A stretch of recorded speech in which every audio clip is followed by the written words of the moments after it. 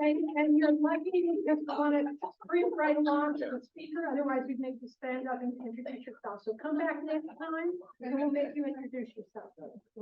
So these are the cities that have club services. And the first thing we're going to do is the Pledge of Allegiance. So please stand and join me in the Pledge of Allegiance. I pledge allegiance to the flag of the United States of America and to the republic for which it stands.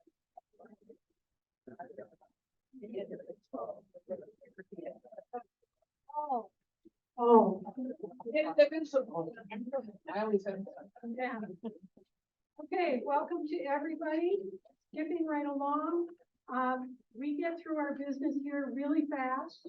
The people who are members of the club know we have this consent calendar and all of the things with the check marks we're going to vote on in one fell swoop. So just let me quickly show you the treasurer's report. The treasurers were in good shape and our numbers are going up. So the question is there anything on the agenda that has to be pulled for discussion? Anybody? Nobody. Good. I'm open for a motion and a second. Motion and a second. Heather's the second, and George is the first, right? Okay. All right. Only members who take their dues should vote, please. All in favor, please say aye. Opposed? Okay, good. We got that done. All right. So in record time, we are getting directly to our speaker.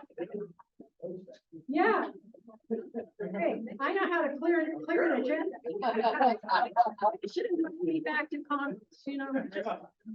Zip right through. So come on up, Russ. Oh wait, I got to. Oh, you got to introduce. Oh. I'm just totally confused tonight. Oh, it's right here. Okay.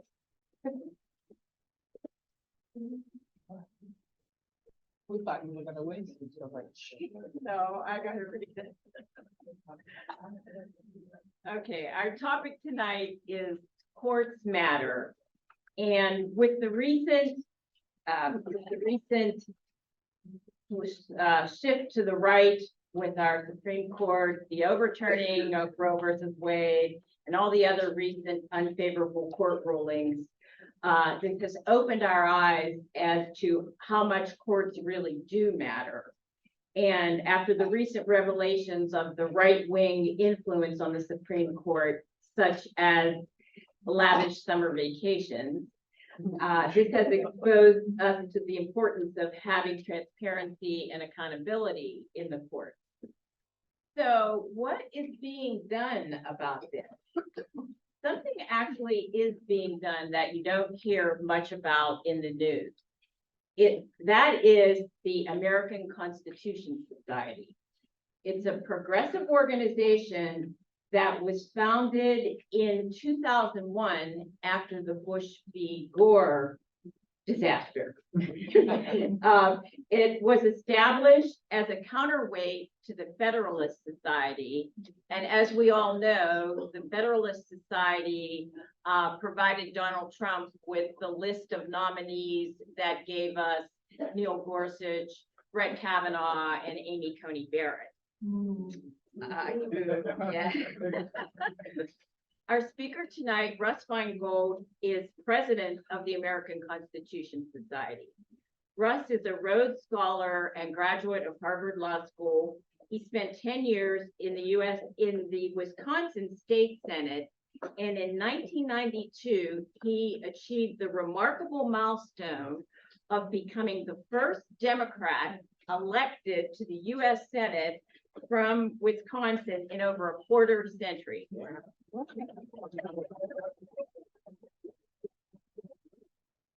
In the Senate from 1993 to 2011, he served on the Judiciary, Foreign Relations, Budget, and Intelligence Committee, and was chairman of the Constitution Subcommittee.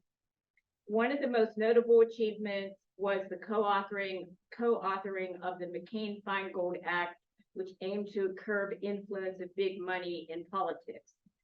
with recent court rulings, this law has now unfortunately become defunct. Is that right? Well, Okay, partner. For the last 10 years, he has taught extensively at various law schools, including Stanford, Yale, and Harvard. And in this capacity, he has played a significant role in mentoring law students, which in part has prepared him for this role as president of the American Constitution Society. Just to throw in a few more accomplishments, there were a lot of them. I had to kind of pare it down. He is a recipient of the JFK Profiles in Courage Award.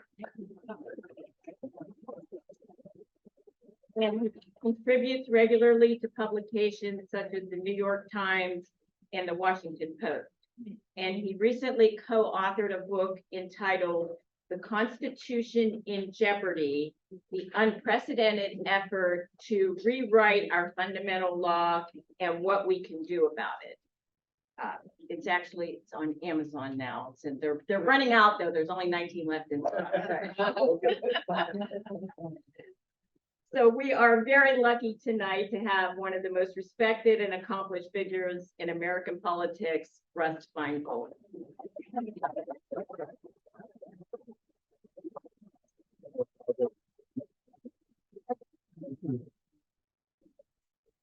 thank you, Louise, and thank you, Barbara. Barbara is the person that got me here because I met many of you and so many fantastic people at the Women in Leadership event last fall before the election. Half of the people were wonderful progressive people supporting candidates, and the other half were candidates. Yeah. All these great people. The mic's not Oh, it's not working? I may have to put it in back and then, You know what, I can project, but I want to make sure people okay, let me, want to do why that. don't you start? I'll do some preliminaries and then. Let me see what I can do with that. So I had this great opportunity to speak to this group about this issue of courts mattering. But what I found out was that the people in Orange County really care about their democracy. And yes, I can tell you have turned this county around. And it's a great job you've done. So I have a nonpartisan position now. So I'm not saying that as a Democrat. I'm saying that as a person who knows that this county has not traditionally been the most liberal county in the country. So I just want to compliment you. Now, look, this is the nicest senior center I've ever been. And I've been about- Okay, I've been about 500 of them, because that's what you do when you're a United States Senator for 18 years. But this is gorgeous, and I understand, I was told that Republicans were helpful in creating this too. So, let's be fair. Sometimes people know how to cooperate and work together. So it is an honor to be here. And the reception could not have been nicer. Everybody's been so friendly. And my wife, Christine Ferdinand, is here with me. I'm native California, who I met 15 years ago in England. So, but what I want to talk about here is what you certainly have noticed, which is that courts matter. If I had said that to you 2 years ago, you would have said, well, yeah, so do the LA Rams or something, It would have been sort of a no-brainer. But obviously it's grossly changed in a very disturbing way. So I want to talk a little bit about what's happened. What the United States Supreme Court and the courts were to many of us who are in a certain generation. I just hit my 70th birthday. And look, I grew up believing that the Supreme Court was a legitimate body, that it was on the level, that it wasn't political. Now, why do we think that? Well, number one, people didn't just do what their political party. The person who authored the opinion, the historic, possibly one of the greatest decisions in the history of the United States Supreme Court, the person who authored that wasn't a Democrat. He was a guy that grew up in my wife's hometown, Bakersfield, California. He was the Republican governor of California. It was Earl Warren. Wasn't a Democrat. And one of my favorite justices, and many of us who are very liberal, we are heroes as lawyers, is a guy named Justice William Brennan, a Republican from New Jersey. The reverse was true as well. My hero, John F. Kennedy, was elected president. He got a chance to make an appointment. Who did he appoint? He appointed a football star, who was also a very smart guy, named Whizzer White. His football nickname was Whizzer White, Byron White. But he voted very conservatively. In fact, in Roe v. Wade, it was 7-2, written by a Republican appointed Justice Blackmun. And there were only two people who dissented and were against Roe v. Wade. One was Bill Rehnquist, who was from Wisconsin and California. And Whizzer White, he voted no. Okay, so what we noticed is you didn't know what they were going to do just because of their political affiliation. And that made us believe in it. That made us realize, well, maybe they're sitting down and actually talking about what the right thing to do is. And that was the whole idea of the United States. Now, Orange County was famous on the Johnny Carson show. Yes, some of us are old enough to remember Johnny. And he used to have a couple of jokes over and over again to get things warmed up. One was, here I am in beautiful downtown Burbank. You know, we thought, well, it must not be a great place, but whatever. The other thing he said is, you know, those guys, the John Birch people up in Orange County have those billboards up about impeach Earl Warren. I'm a little kid. What's impeach? Who's Earl Warren? What's Orange County? But I kind of figured out that they were mad at the Warren court for being, quote, too liberal. But the next Chief Justice was Warren Burger, a Republican from Minnesota. And he was the one that was the head of the court when Roe v. Wade was passed. So the point is sort of obvious, is that we had this idea in our head that this thing was on the level, that it wasn't about who won the last election, that it wasn't about cheating about how to get judges on the bench, and that they tried to do the right thing and move the country along. So I just realized this recently. I never really realized, maybe none of you have, and very few people realize. In my entire lifetime, 70 years, not a single Chief Justice who has served was appointed by a Democrat. 70 years. Lyndon Johnson did appoint Abe Fortas, but he didn't get through. So, but we didn't think that that was a problem. And so we come to the point now where we have a Chief Justice who I voted for in the Senate, Chief Justice Roberts, who I thought showed me that he would have the ability to try to protect the court and on occasion might do the right thing. And particularly because I also knew from the inside that if he didn't get it, Alito was going to be the Chief Justice. So that motivated me. And I think Roberts sort of understands, even though he does some things that are very different, what I've just been talking about. That the court needs to be a body that's considered legitimate and that it does not simply follow ideological lines. Nothing is more important than the credibility of our courts and our system. And so, you know, what people used to say when I was still winning elections was I go to the very conservative counties and they'd say, you know, if you're conservative, say, Feingold, I kind of like you because I never know what you're going to do. Well, that was a compliment. In other words, it wasn't like I had made my mind up in advance. Same thing with the Supreme Court. So that's what I thought the Supreme Court was. In fact, that's what I thought the Supreme Court was when it left the Senate in 2010. And that's what I thought the Supreme Court was at the time that Justice Scalia suddenly died. And that's when things changed dramatically and disturbingly. Look, the Supreme Court used to have about the highest rating of any institution in our government. It has gone from 60% down to 31% favorability and is sinking fast. And one of the reasons is the way these justices were put on the court.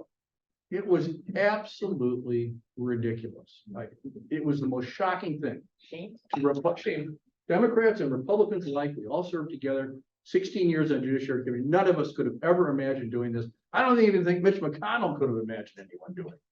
He was just trying to save his neck down in Kentucky, behaving this way. It was wrong. They stole the seat that President Obama had a right to fill, and that candidate that they appointed had to wait and never got it, of course, and had to wait the longest of any person in the history of this country. It was like 9 months.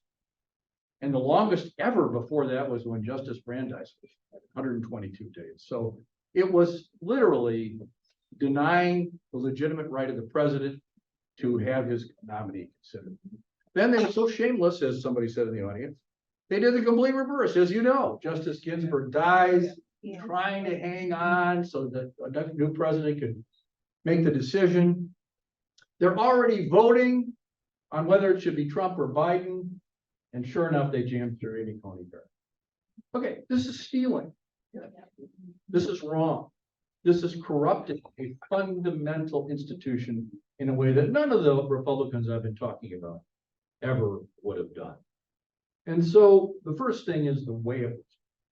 The second thing was to realize that the agenda was very extreme, and they were willing to go to whatever lengths they could think of to lie, to undermine the system, and to undermine the system by completely disregarding precedent. Disregarding the fundamental reason why the Supreme Court has power. You know, that the Supreme Court has far more power than the founders of our country ever intended. They would be shocked. Chief Justice Marshall cleverly, brilliantly decided to assert a doctrine in Marbury versus Madison, which was Supreme Court's the ultimate arbiter of the Constitution, and we can strike down congressional acts called judicial review. Thomas Jefferson was furious. It was not understood that they could necessarily do this. But the way it developed, the way it was kept, was what's called the doctrine of binding precedent. That if the court rules in a certain way, you can't just change it whenever you feel like it. You have to show respect for the previous decisions if they are reasonable decisions. Surely there are times when that's not the case, such as Plessy versus Ferguson being overruled in Brown versus Ford. But by and large, they are not legitimate at all if they're just essentially legislative. They say, well, let's throw this one out. We don't like it anymore. That is not being a judge. And so what has happened is that we have a court that went completely haywire in the last term, not the one we just finished. Obviously, the Dobbs case and the gun control case and others, where they just willy-nilly started citing old statutes and laws, claiming that it was somehow the original intent and disregarding precedent. And so they have gutted the public's confidence in the system, as well as doing horribly damaging things to women, to LGBTQ people, and to others. Now, this court, this last term, don't be fooled. It wasn't really that much better. There were a couple decisions that were decent. There was one good decision by Chief Justice Roberts that had to do with voting. He did horrible damage to voting rights for many years, and he was the one who did it. They stopped that. And the other thing, they didn't go Trump crazy on this idea that state legislatures should be able to decide elections instead of people. They did everything else. They got rid of affirmative action, a 50-year precedent. They managed to kind of weaselly get around the precedents. They did great damage to the LGBTQ community in this 303 creative case, where they made up a case that didn't even exist. There wasn't even a gay couple that wanted to do this, and they said, well, you know, they might do this, so this is a free speech thing. They attacked labor rights.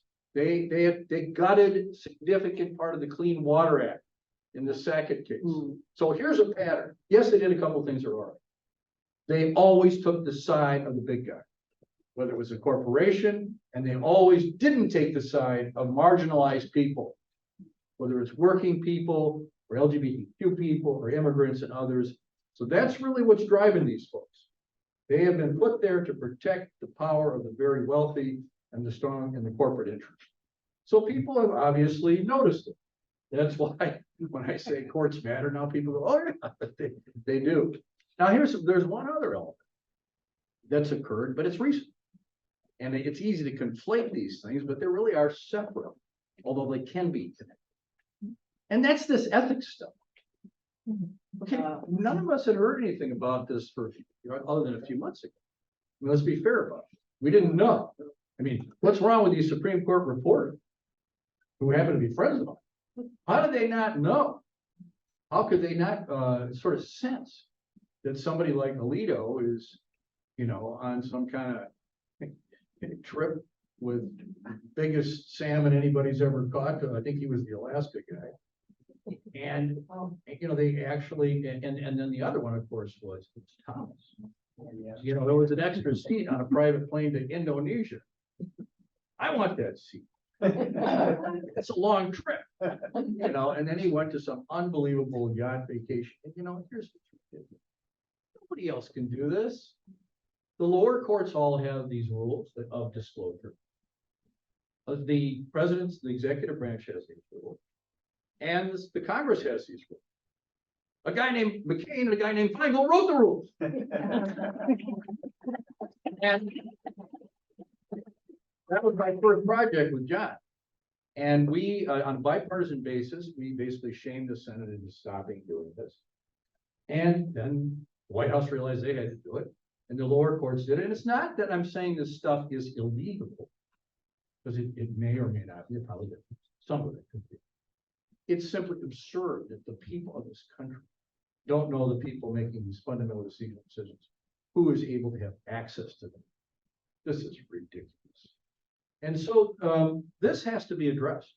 Of course, it ties in with the connection between powerful moneyed interests and their decisions.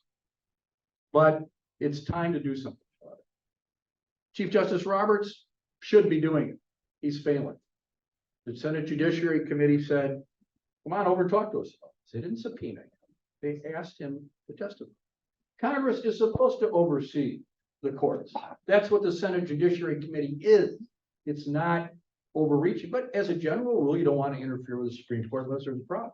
But there's a problem, and he's the Chief Justice. And they should subpoena Clarence Thomas to ask him about what's going on here. What's going on with his spouse's business? This stuff is corrupt and wrong. And so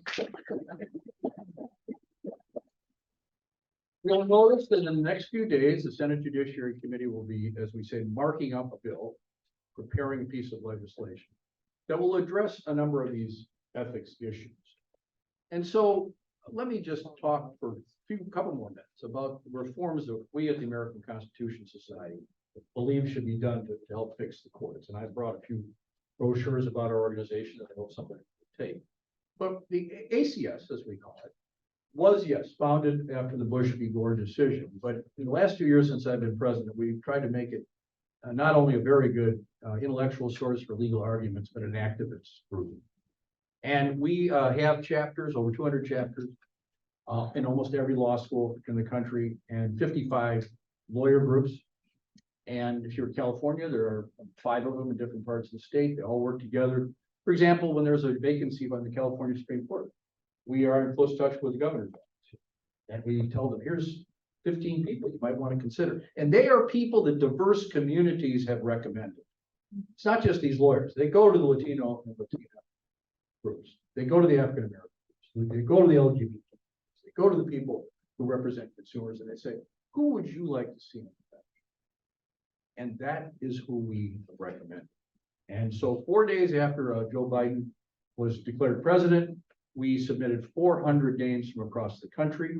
And we worked hand in glove with the White House counsel's office almost every day, all the way up to the chief of staff of the president, to get people that they, not like the Federalist Society, we don't say, don't take our people, you're in trouble, but we think these are good people.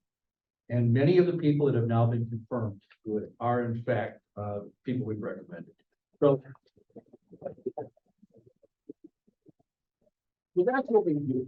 And in the course of doing it, we also try to make sure that we talk about how we fix the Supreme Court. Because what we're talking about there, of course, is basically Court of Appeals and lower courts, district courts, what I just mentioned, the 140 that have gotten through. Supreme Court's going to continue to be a problem for a long time because they put like 51-year-olds on there. Yeah. We're going to live another 50 years. So we need Supreme Court reform. That is not something I would have been for in the past, but they cheated. So we think there should be legislation that would add seats to the United States. Yeah. It does not require constitutional amendment. It only requires legislation. Biden can sign it, and it can be done. Some people say, well, if you do that, they're gonna do that to you. And I go, they're gonna do it anyway. That's the tragedy that I'm talking about here. People didn't used to do that. They believed in balance and rules but they will do it anyway. We're crazy not to do it. Second thing that's even more, but harder to do is term limits. 18-year term limit for Supreme Court. Federalist Society was the original supporters of conservatives. They didn't like the Warren Court. But you know, when you see, when you see what happens, when Ruth Bader Ginsburg stays there long after she should have, feels that she has to hang on with 8 kinds of cancer, and yet she stays. And this tragedy occurs. It's because of the lack of term limits. The reverse was true. Stephen Breyer was 82 years old, but he wasn't ready to leave.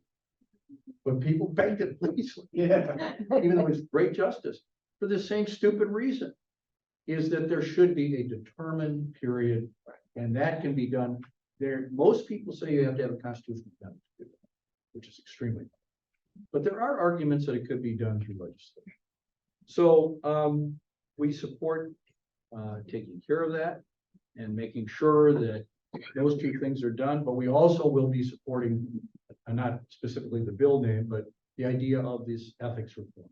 Full disclosure and rules about recusal, that they can't just say, yeah, I think I can rule on this case if I feel like. Somebody else should help this justice make that decision. So these combination of reforms need to be done. The last thing I'll mention is when these working groups come up with all these people and these names, we helped and we've done very well. We're extremely proud of what's happened. But we're about to fall behind the Trump years. We're ahead of at the end of 3 years, he had 187 judges confirmed. We're at 140. We're still ahead of where he was, but that's because they stayed in the August recess, which I wanted the senators to do, but they probably won't. They need to keep going on this. And look, it's important because obviously any one of these Trump judges can create great damage, as we know. Look at the abortion bill case. Look at the student loan case.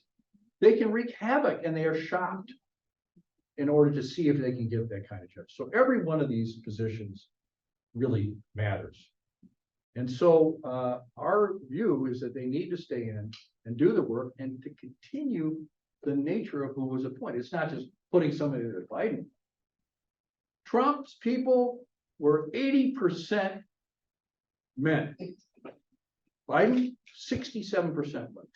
It's a complete reverse. Trump's numbers, 75% white. Biden's numbers, 67% people of color. And it's almost a tragic statistic. Joe Biden has appointed more black women to the courts of appeal, it's a level right below the Supreme Court, than all presidents of the United States in our history. It's telling you a terrible legacy over time. So for all these reasons, you know, some of the senators might not be happy with me, a couple other people, because we are pushing the New York Times and all these publications right now, saying you guys might need to lose a couple vacations, stay a little bit more in. That's what McConnell and Trump did. They told the Republican senators to stay till we get this done. So we're sort of being kind of a pain in the neck, if you will, saying you got to get this done. So look, this is why courts matter.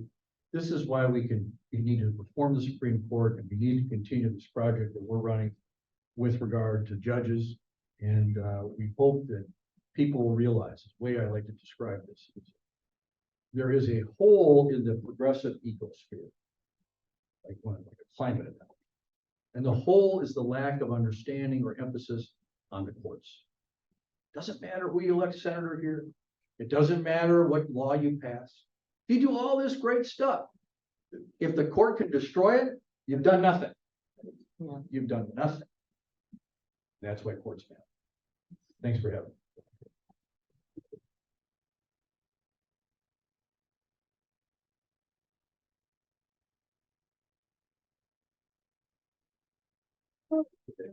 Yeah, I'm sure some people want this Yeah, Heather, you wanna help ask? Russ, can I answer? Question. Yeah, you wanna have questions. if I'm you not want. running out the door. It's a friendly crowd. Yeah. And by the way, remember, a question ends with a question mark. There's not a speech before it. Okay? Who's gonna call on me? Yeah, you can do it or I'll. You're one of the founders of this group, I believe. Yes, I am. Yes, sir. What do you think about impeaching Supreme Court justices? Well, that is the remedy that was proposed by the founder. It is in the Constitution. All federal judges can be impeached. Some federal district judges have been impeached for misconduct a few times. I actually sat in an impeachment trial of a federal judge who denied corruption charges. So, but it's never actually happened with the Supreme Court. If you look right away at the new republic, there was an attempt to impeach a Supreme Court justice. Came close. Justice Chase. In the end, it did not happen. But it is legal. I don't think it would ever happen. I think it is probably extreme. On the other hand, when you see Thomas's conduct and I think appropriate remedy. it is an appropriate remedy. It is not wrong. It is perfect. If somebody's completely violating their oath, it should, but obviously getting 2/3 of the Senate, it fit. But I would be surprised if there's complete stonewalling, if there's a Democrat House next year, which this county has a lot to do with, that could happen. But impeachment is a legitimate thing to consider. Hopefully it would not be necessary, but What do you think about changing the filibuster rules? this is very similar to years ago. I would have been completely against changing it because it seemed to work when I was there. It was pretty good way to fight for your state. I once fought for the Wisconsin cheese people. For milk. No, our cows are happier. We didn't like your ads on it, but, so it was kind of like that, but now we've been weaponized into having nothing to do with your state. It's just partisan politics.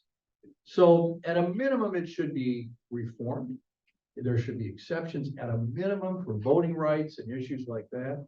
And I think the argument for continuing is getting weaker and weaker. Look, you already have, as Californians know better than any, the most ridiculous thing where you have each state only getting 2 senators. Yes. It's like one of the biggest countries in the world here. Yeah. And you get 2 senators and Vermont gets 2, or Wyoming. So that's nuts. But, and on top of that, that even with that crowd, you still need 60% of that crowd. It is so wildly malapportioned that people have to think about it. Now, one thing that could be done, that a lot of these young, smart, progressive law students are talking about, Congress, by a majority vote, the president signing the law, can make DC a state, Guam a state, they can make Puerto Rico a state. They don't like that. But that changing the composition of the Senate could help. But yes, it can be changed. It's just a rule. And it wasn't even created in the 19th century. It was always allowed. They could talk whatever they wanted, but it was starting to be abused, according to President Wilson, had to do with entry into World War I. And they created the idea of cloture and so on. So the rules have been changed a number of times. It could be changed again. Sir. How much influence does the American Bar Association have in terms of appointing judges as opposed to the Federalist Society? I know that they did speak up very vociferously about certain appointees not being qualified. Much less influence than it used to have, to the detriment of the judiciary. They have less influence under a Republican president than the Federalist Society. President Trump appointed a big bunch of people who did not get a good rating from the American Bar Association. The right has attempted to discredit the ABA as a liberal left-wing organization, which, guess what? I never thought of this particularly left-wing, nor did my dad, who was a lawyer. But they're willing to gut any institution, not that is left, but that is just reasonable. They hate anything that's just plain reasonable. And so sadly, it's been reduced in its importance. And that's wrong. Yes. Did the court that ruled on the LGBT website deal, did they know that was not a real, there was no injury, there was no. I am quite sure that they would know the nature of the approach that was taken, which was, let me just explain this thing. In this country, the court is not allowed to do advisory opinion. In some countries, it can be certified by the Congress or whatever and say, could you tell us whether this would be legal or not? We don't have, we have a requirement that it has to be a case or a controversy, a real dispute. I can't believe these justices didn't see this. So it's very, very questionable. By the way, a similar thing was done in the student loan. So they're playing games. Sir. Well, there could be scrutiny by Congress of a violation of case or controversy violation. There's not a legal remedy because they're the highest court, but there might be a political. So on term limits, will there be a different issue on existing Supreme Court justices versus new ones? Good question. Term limits would not apply to any current justices, so that's a problem. But it is possible if you, that's why you need to add justices. That's why you need to vote. Yes, So eventually it would take care of itself. yes. And one of the proposals out there is that every president would get two choices, one every 2 years. So that, look, yes, the president should be somebody appointed, the president that's appointing is somebody that the people have chosen. And if it's a Democrat or Republican, it's legitimate. But to regularize it every 2 years and to get into a regular cycle would be probably a big improvement. What power does the Chief Justice have if he can't at least lead his group of people and ensure that they're doing the right thing? He doesn't have, in terms of any power to make them do anything. No. On a case. He does have certain powers that matter to justices. He gets to assign who writes the opinion. And that matters. Like, I want to be the one that wrote this opinion. Yeah. So it's kind of a little market there that he controls. And that is one of his powers. He also has administrative powers and he has powers to deal with the ethical stuff if he wanted to. So he's powerful. But he, he's like one among equals, basically, number one among equals. He does have certain powers that would matter. Yes. Follow-up. Don't you think as a matter of pride, Roberts should feel? Yes, I don't think he's ashamed of himself because look, he knows that he saved the Affordable Care. Come on, that was no fun for him. He voted against Dobbs. He is pro-life as can be. But he voted against it because he thought it was the wrong way to follow precedent. So I think he would tell you that he has shown courage, and I think you have to admit now, not responding to the Congress. See, I think the reason he's not doing that, I think he knows that he should do it. There comes a point where the other justices become so unhappy with him. If he does this, that he will have a difficult time. He can't be removed by the other justices. But I don't think he feels ashamed at all. I do think he's feeling very defensive about this ethics stuff. Because I don't think he's done this stuff. I don't think he's done a lot of this stuff. Yes. How likely do you believe it is that you'll get the term limits or ethics bill? I think there's a chance that an ethics bill would come through in the next year or two, particularly depending on how the election would go. There might be some. Elections matter, folks. Yeah. How likely do you believe it is? Senator Murkowski of Alaska has co-sponsored a bill on this, so it is possible. Changing the term limits is very difficult because the Constitution might require a constitutional amendment. And adding justices is hard, very hard, but it only requires a majority vote. And that means making exception to the filibuster. All three of your major candidates for the United States Senate here in California said nothing about this 2 years ago when we became the first group to endorse it. Now they're all for it. Why do you think that is? Because you Californians are saying, hey, what are you going to do about the Supreme Court? Believe me, you're the ones that are making that happen. So it's all hard. But here's the other thing.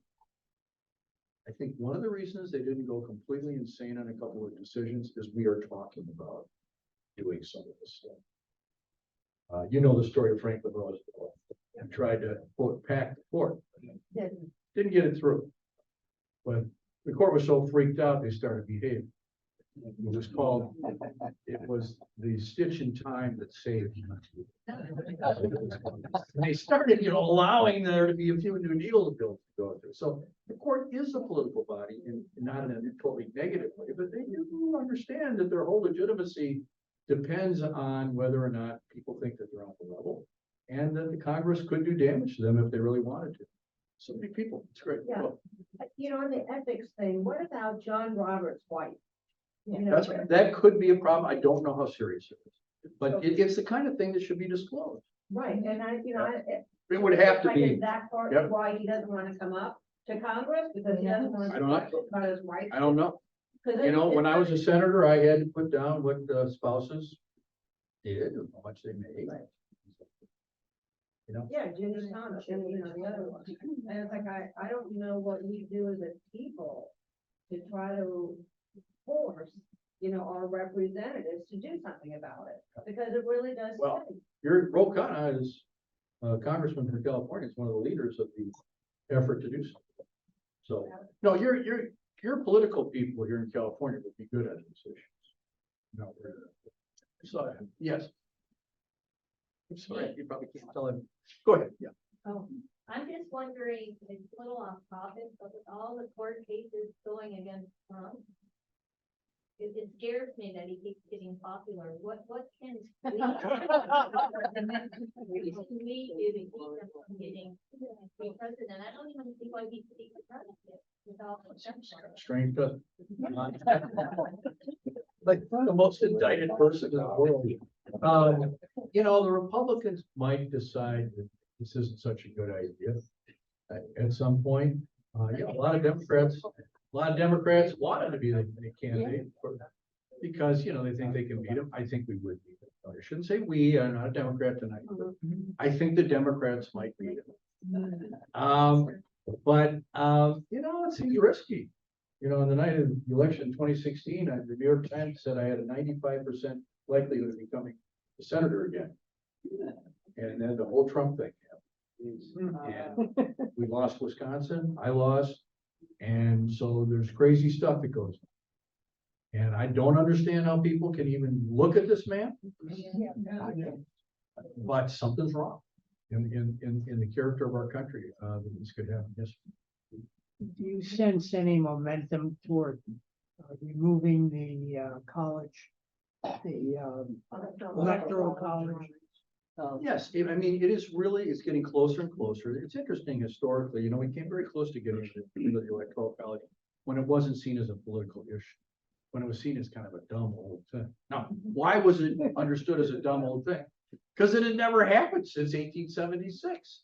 And I remember I was a high school student and I had to write a paper and I wrote, hey, there's this thing called the electoral college because it doesn't matter, it'll never make a difference. Wrong. So, but in the 60s, Senator Birchby of Indiana proposed a constitutional amendment to get rid of the electoral college. It passed the House overwhelmingly, but it got filibustered in the Senate. So, but I do think it is possible that in the right circumstances, it could be eliminated. Again, very difficult because of how hard it is to amend the Constitution. It would require a constitutional amendment. It would, except for one thing. There's something called a National Popular Vote Initiative that I've worked on, where a compact of states would all agree in a compact, which is legal, that they would abide by whoever got the most votes in the whole country. That would be challenged, but if it went through, it would be helpful. And they're up to about 203 electoral votes. They need to get 270. So it's kind of a scheme, but it's not. I think it's a legitimate scheme. It would be challenged. Yes, sir. What is your ideal number of how many Supreme Court justices should be on the court? 89, 13? I don't want to go nuts. One of the things we talked about today with some people, which is really a good point. You could have it be the same as the number of Court of Appeals regions, which was the original idea, is that, these justices used to ride the circuit, got on the horse and they went and 10 cases. So they probably won't do that. But having it limited to the 11 circuits, or whatever you want to call DC, you can. That's a way that you could have a question. I'll get to it in a second. You could do it that way. I don't think you want to go real high. I think at a minimum 2 for those that were stolen. Yes, the person back there that is waving. Any suggestions for limiting the shadow docket? Shadow docket, absolutely. So the shadow docket was a wonderful new book out by one of our scholars at ACS, Stephen Blotting. The shadow docket is like one of the most arcane things in the world that nobody knows anything about. But the court has now turned it in, instead of an emergency opportunity to quietly handle matters that have to be handled as an emergency, such as a death penalty appeal, they are using it to handle important substantive cases. It's a way they don't have to say why they're doing it. They just issue orders. And that's how they kicked off the whole Dobbs. I don't know if you remember that, but originally they just used a shadow docket. So Congress can reform that as well. People that haven't had a chance, yes, Are not federal judges in for life? yes. So if you want to enforce term limits on the Supreme Court, you're not going to request that for federal judges? I don't think there's a feeling that's needed at this point. Because I think the feeling is that the Supreme Court has such overwhelming power that it's most important to do it there. There could be an argument for term limits for others, but it's not clear that that's needed. There is a mechanism in those courts called senior status, where a number of these where a number of these judges get to continue in some capacity, but they step down and then somebody else replaces them and they keep handling cases. That's very common. In fact, right now, we want a lot of these judges to take senior status so Biden can appoint more people, and they still can keep their job for quite a while. But the appointments have to be approved by the Senate. Absolutely. But we have a Democratic Senate. So any of those, Barely. yeah, but they, look, 140 new judges are in for life under Joe Biden. So if we keep at it for the next year and a half, it could be pretty good. It's a fair point about what happens with it. And by the way, when you talk about term limit for justices, a justice would probably be 18 years and then could continue as a court of appeals. They just couldn't continue as a Supreme Court justice. So they wouldn't be like kicked out on the street as if they couldn't get a job. Way in the back. Thank you. I wanted to see if you could elaborate a little bit on your comment about FDR and Yes. Biden. Do you think that he is choosing not to expand the court to get leverage, perhaps? Biden, you mean? Biden. Biden. You know, I think it really has to do with the thing I described about myself. We all believe that you shouldn't mess around with the Supreme Court and you shouldn't, disrupt it, that you should respect it. He was on the Senate Judiciary Committee for like 40 years. I served with him for 16 years he was the chairman. So he believed in a lot of these things, and it was as shocked as I was that some people started talking about adding seats or, term limits years ago. But it's hard, particularly for somebody who's been around a long time, to recognize that sometimes things change. And sometimes people do things that are so outrageous you have to respond. So the other day, the President of the United States, who is a good friend of mine, said, "This is not a normal court. What they're doing is horrible." So they asked Joe Biden, "Shouldn't we add seats?" His answer, "No, because it would make the court political." Joe, it's already happened. But I think he may come around. But that's what you hear talk. 60 years of, I'll do that. Yes.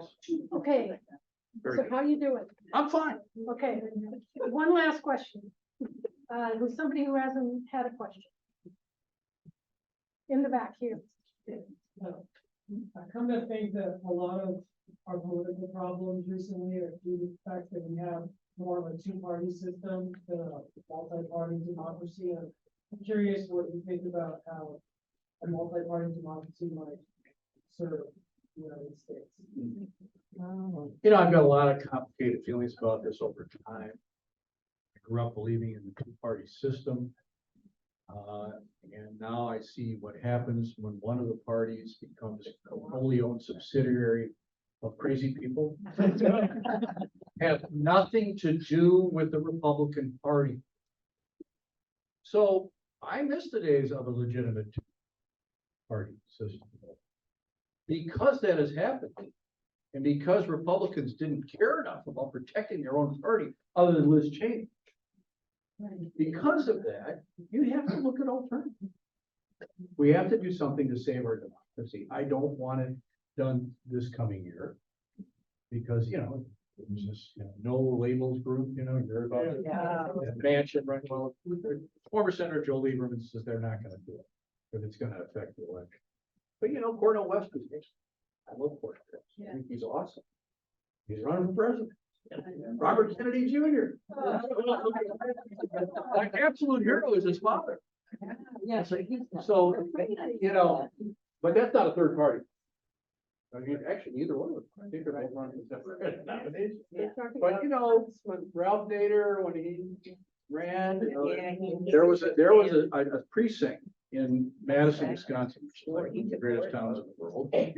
On the east side, where all the liberals were, the lefties and stuff. I mean, so I used to get my hair cut there, and I was so popular there, the opposite of other parts of the state. They'd leave fresh strawberries on my tongue. In that area on the night of 2000 of the Bush v. Gore, Ralph Nader won that area overwhelming. So that's a problem. Anyway. Hey, Joe, wouldn't three parties mess up, not that I'm defending it, mess up the electoral college, because no one would ever get 270. And that could throw the election in the House. Right. So tell me what the House would be like. Well, yeah, that would be. Anyway. But that's why we don't have. You guys need to figure it out here. You have the jungle primary, you're the innovators, you figure it out. Thanks so much.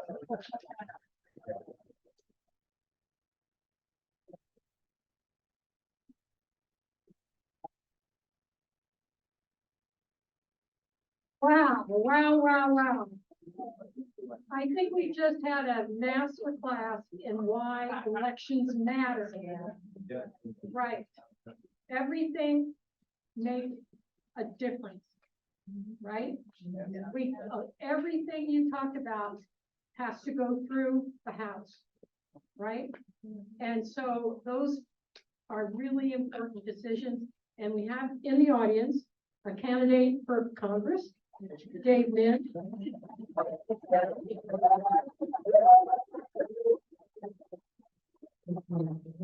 And we have another House seat that covers most of our area here that we have to win. So, we gotta just bear down, folks, and not let up, because, geez, I got a granddaughter. I want something left to her, I mean, whew. Okay, so let me, go on with some of our club business here. If I can open this darn computer right. Okay. So first thing, is a reminder of something that's coming up. The Democratic Party of Orange County is planning a convention on September 9th from 9 to 5:30 at the Anaheim Hilton, and you'll be getting more information about this. My advice is that you hold up signing up for it, because the club is being offered a deal for reduced price tickets, and we will get that information out to you shortly. There is a very limited group of about 22 tickets that we can sell at a reduced rate. So if you want to go to the convention, you can look at the website. It's Blue OC Live, and just hang in there and we will get the information out to you. Okay, for those of you who are new and haven't been here before, I just want to show this one slide. We have focus groups in each city, in each area, so that we can focus on local issues. That's what got us into the whole brouhaha with the Mission Viejo City Council, where we brought the council to state court. And I think, is Aaron Hand still here? No, he went home. Okay. Okay, membership grew. We're almost up at 400. And in fact, I think it might actually be at 400. So Membership is a big, important part of the money that we raise to help candidates who are running for office. Okay, August donations, when you come next month, we need you to bring things for the Ronald McDonald Family Room at Chalk Mission Hospital. Marty, do you want to come up and talk about fundraising? Sure. And he said, Jim said that I need to stand back here in front because you can't, you won't be in the picture. He's still, Hey, Canyon Dems. Tonight, we had a terrific, reception with our wonderful senator. And thank you to all of you who were able to join us. We had a really nice time. And, I want to thank all of our sustaining donors. We are up to 77 of them, and we've given, as of the middle of this month, a total of $8,449. And yes, I know, that's great. We're going to have a special event for just our sustaining donors. This is my moment. This is your moment. You want to talk about it? Sure. Come over here so you don't mess up. Okay, so we're having a donkey party. This is what Marty's been talking about. I'm a volunteer at Tanaka Farms Educational Barnyard, and those of you who are sustaining donors, we're gonna do our little thank you party this year, and we're doing it at Tanaka Farms in the barnyard, and we will have our donkeys present, and you can take real live donkeys, and you can get your pictures taken, you can tour the barnyard. So we're gonna do our charcuterie thing again with the charcuterie in the jar. So you're all wine there, so you have to be a sustaining donor. So if you're not, and you wanted to come to this thing, you have until now, until September to sign up, but we want you to join us. So it should be really fun, so. Bring your own shovel, right? Yeah, bring your own shovel. So anyway, so if you want to get your pictures taken with some real donkeys, and they're pretty cute, and we have a great cow too. She's really cool. So we hope you'll all join us. Got a question? Is that from January 1st, your figure, or No. what, where, Yes, the figure is from January 1st. that's my question. Yeah, it's 6.5 months worth. Yeah. Okay. Go get your. I see you. Doesn't include the. Oh, wait, I got more props. Oh, Hold it on. doesn't include the last 3 checks. Okay, so we've got more checks coming. so it's even more. ton of them And a whole ton of- If you want to join, as a sustaining donor, there are blue forms on the table as you go out. You can take one, and there's a form on the back or a link that you can use. You don't want to miss taking pictures of real life donkeys, do you? No. Okay, They're very cute. who likes ice cream? Wait a minute. You scream, I scream. Who screams for ice cream? Okay. Okay, in 2 weeks, or so, 10 days, 10 days. Yeah. We're doing our annual ice cream social. We learned our lesson. We're not having it in the afternoon anymore. We'll have this ice cream now. Now, we're gonna have it as dessert after dinner on Friday night. So bring yourselves, bring your kids, bring your grandkids, bring the next door neighbor's kids, everybody, and come and have ice cream with us after dinner on Friday night, the 28th of July. You need to sign up soon. Yes, sign up And soon. where is it? It's right here in the patio, right here. And you can use the QR code that's on your agenda, just point your camera at it, and it will take you directly to the site. Our Louise is so smart. I'm so. Prior to the slide, I don't even. What is that it for? I don't know. Oh, no, you're gonna pizza. Oh, yeah. At our August meeting, we had, some people, when we did our survey, that said, we come and it's so fast and, the meeting's a little earlier now. We don't have a chance to eat. We're afraid that our tummies are gonna rumble when we're sitting politely listening. So we're gonna take care of that. At our August meeting, we're gonna provide pizza and a soft drink, $7. You sign up and we will have enough pizzas for everybody to have what they need. And again, will that be on the QR code as well, or is that a different? Okay, So just go to the website. You're gonna have to collect the $7 that night. No, it's all actual ahead of time, because we don't wanna buy 10 pizzas if we need 25, So. and we don't wanna buy 10 pizzas if we need Since 4. has that been sent out? No. No, we had to wait until, we wanted to wait until one event was over before we started getting crazy with another one, so. Good. we- August, we- especially everybody, yeah, August Yeah. 15th. So Is that August 15th? that is at our August meeting. Whatever it is. Whatever that is. Okay. Sounds right. Thank you all, and thank you so much for supporting our fundraising. This is how we support our local candidates. So thank you, thank you, thank you.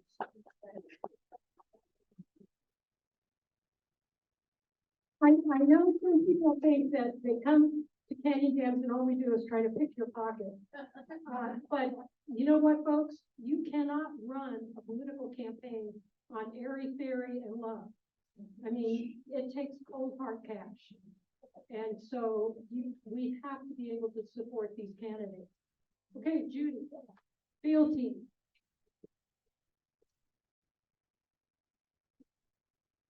Stand prepared so they have no other. You believe this is where we are, the United States. This is us. And one of the things the field team does is combat extremism. We are trying to get Democrats elected, starting with the local offices, our city councils, our school boards. Those positions are really, really important. So I was going to give you a summary of the field team strategy, but politics being politics, I can't do that. The field team has decided that we are going to focus on Lake Forest this time. So, so a lot of our canvassing and phone calling and texting is going to be in Lake Forest, in part because there are local school board offices that are in those areas. And we will be supporting Susie Schwartz and Ed Wong and Josh Newman.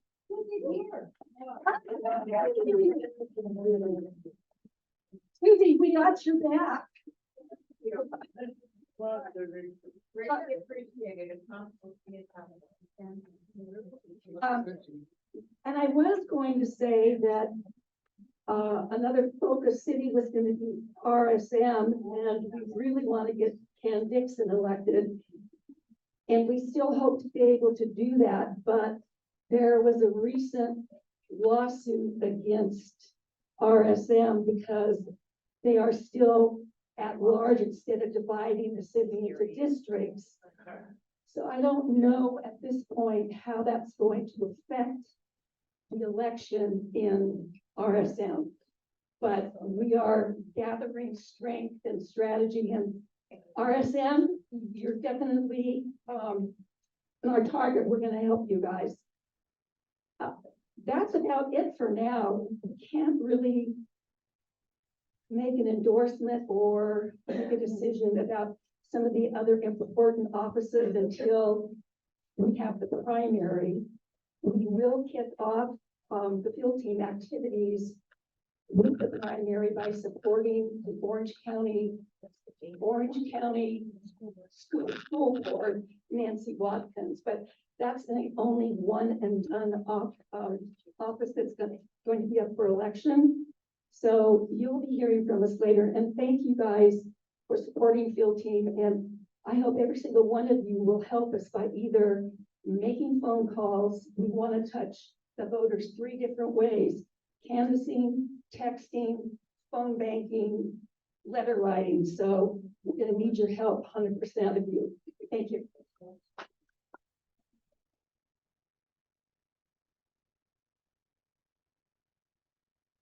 Okay, Barbara, where are you? Barbara here? Barbara hosted the, well, I'll do it. Barbara hosted the event at the Mission Viejo Street Fair. We registered Democrats, I understand, and we gave out lots of information about the club. There was a whole list of people that Ann is following up on, who were, expressed an interest in either joining the club or becoming active. People signed up for our email list. There's 9 Democrats and we sold $150 worth of merchandise. And the nicest thing was people were coming up to us proactively. So it was a really great day. And Right.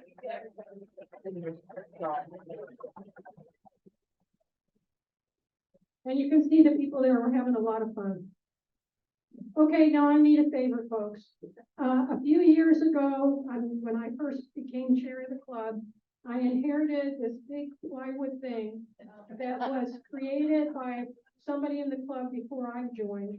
And it was necessary to have this game because it was the only way at that time you could get into the Mission Viejo Street Fair. Well, they've changed the rules. And I went out on my side yard and discovered I had covered this very carefully with a tarp and everything. And I discovered some little tiny animals with 4 legs, and pointy tails. So the tarp had to leave. And what I need now is I need somebody who wants this darn thing to come pick it up from my side yard. So I can give you my card, which has my address. You don't even have to make an appointment, just come and take it away. Okay? It's a bean bag. Right, and I have a bean bag, so I can give you some of those. The downside of the bean bags is they have little donkeys on them, so, you know, you have to be willing to take that. a downside. Yeah, I know. Donkeys are cute. Well, yeah. Well, you might want to have it at your house and have some Republican neighbors or friends or family, you know, I mean, I don't want to start trouble. So I really need to get rid of this thing, okay? I mean, you know. Okay, so come and see me. I'll give you my card. It has my address. You can just come through the gate, get it, and I hope sometime in the next couple of weeks it just magically disappears. Okay. Yeah. Well, yeah, I don't think my neighbors would like that. Anyway, so we have speakers coming up in August and September. August is Megan Yo Schneider, the president of the Metropolitan Water District of Orange County. And she's going to talk about water systems. Let me tell you, folks, this is really important because we know what's going on with the climate change and all of that kind of stuff. Just go home and think what it would be like if you turn on the tap or hit that flush and there's no water. Because, you know, we didn't ever think we'd live in a world with the kind of climate change stuff going on that we have now. Well, water's a part of things that could disappear, so we really need to pay attention to this. And I know Janet Henry, our candidate recruitment and support person, would really love to recruit some people to run for water boards, because those darn things have people on them predominantly who work for other water agencies. Good. So it's not like those water boards represent the general public. No. There are people who work and they kind of, you know, like I'm on your water district board and you'll be on my water district board and we're all like friends, right?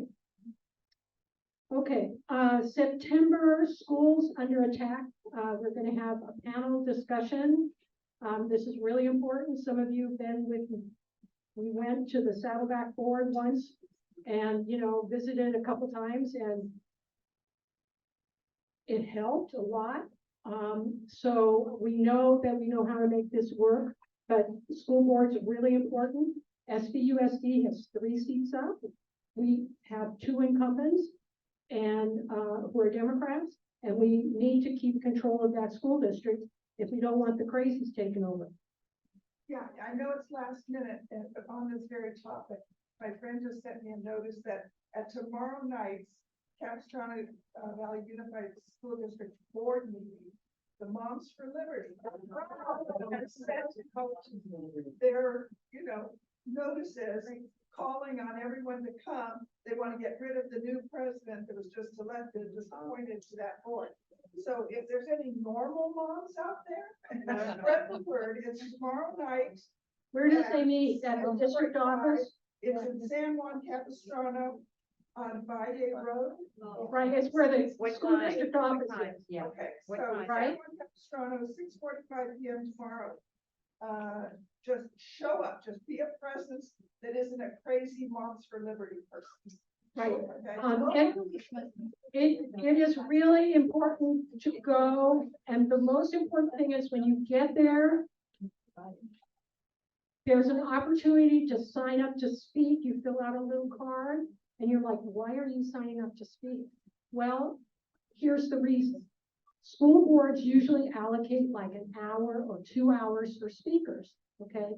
If the only people who sign up to speak are the crazies, they take up all of the time, okay?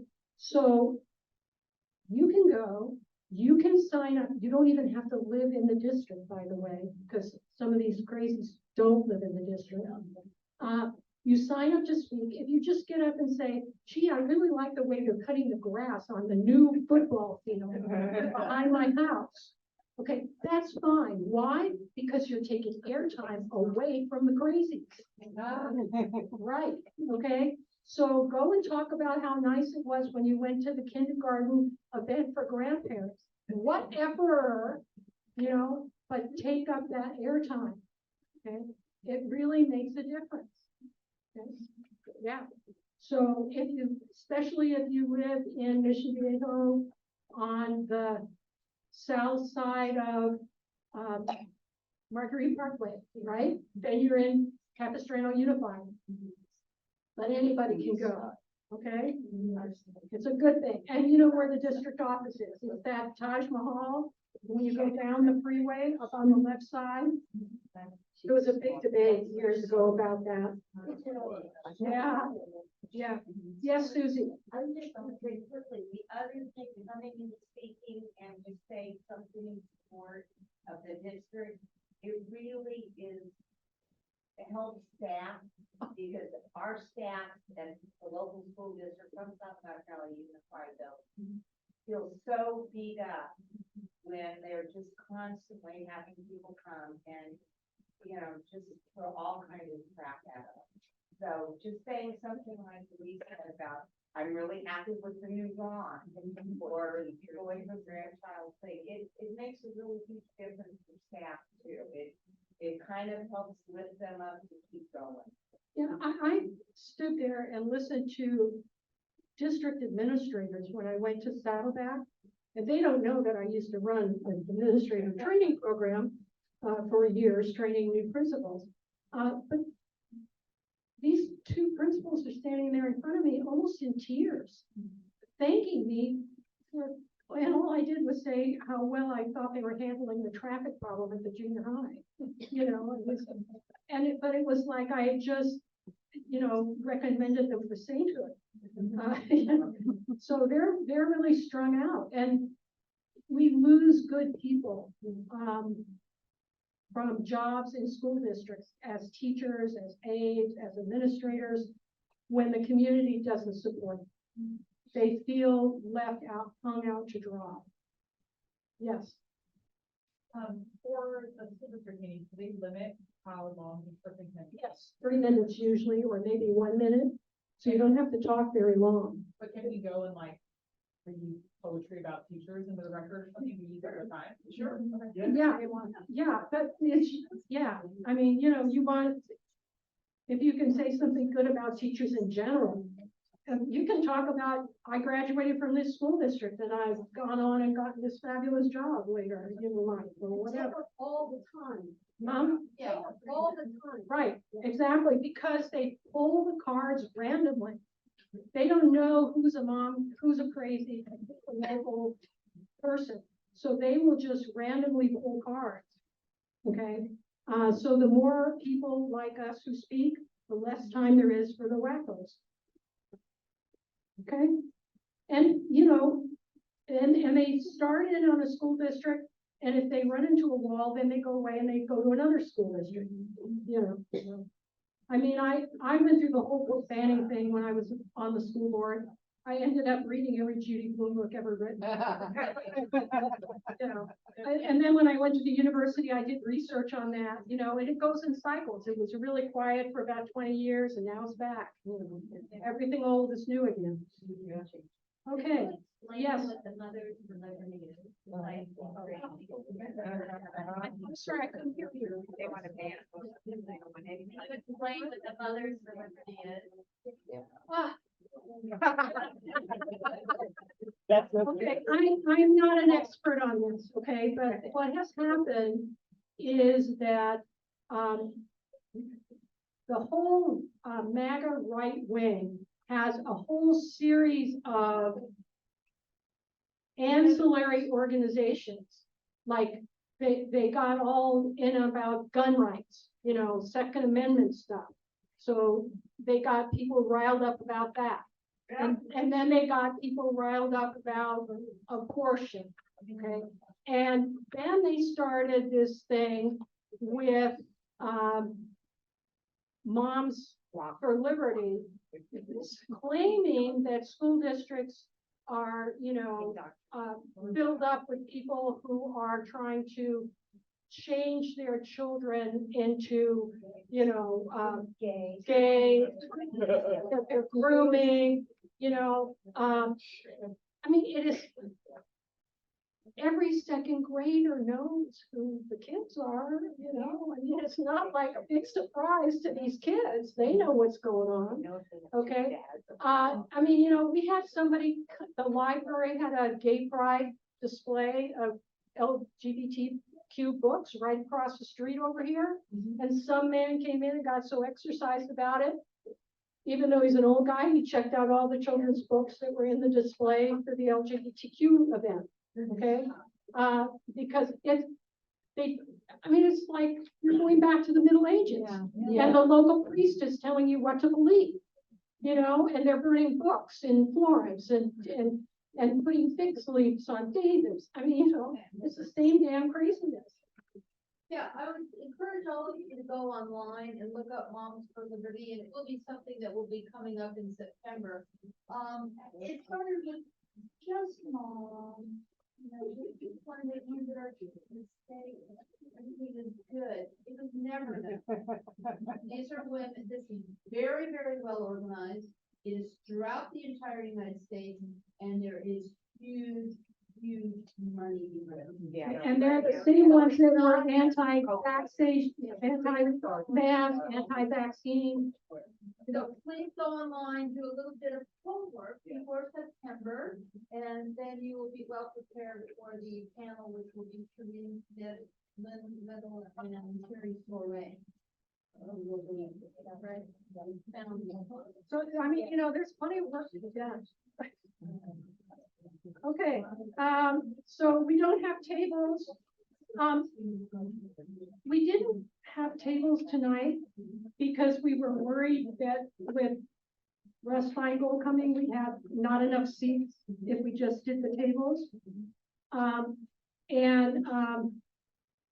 Some people have come up to me and said, well, I didn't like the tables.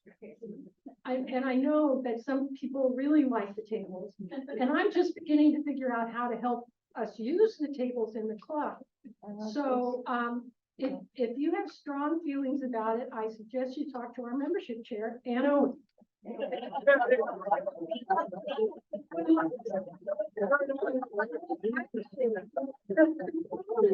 not seen as impartial. I'm not impartial because I was opposed to the tape. So if you have a concern about the tables, you talk to Ann and I do whatever Ann tells me. Okay? Okay, so please stay safe, stay healthy, stay engaged. We're all in it together. Good night.